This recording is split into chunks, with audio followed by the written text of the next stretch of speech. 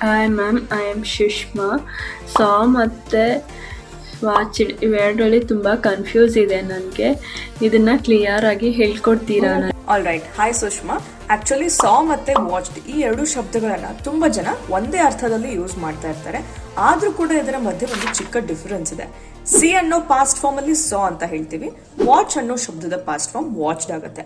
ಇವಾಗ ಸಿ ಅಥವಾ ಸಾ ಯಾವಾಗ ಬರುತ್ತೆ, ಅರ್ಥ ಏನು ಅಂದ್ರೆ ಜಸ್ಟ್ ಹಾಗೆ ಕಣ್ಣಿಂದ ನೋಡುವುದು. ಇಲ್ಲಿ ನಾವೇನು ಗಮನವಿಟ್ಟು ಅಥವಾ ಕೇರ್ಫುಲ್ ಆಗಿ ಅಬ್ಸರ್ವೇಷನ್ ಮಾಡ್ತಾ ಇಲ್ಲ, ಜಸ್ಟ್ ಹಾಗೆ ನೋಡುವುದು ಅನ್ಲಿಕ್ಕೆ ಸಿ, ನೋಡಾಯ್ತು ಅನ್ಲಿಕ್ಕೆ ಸಾ.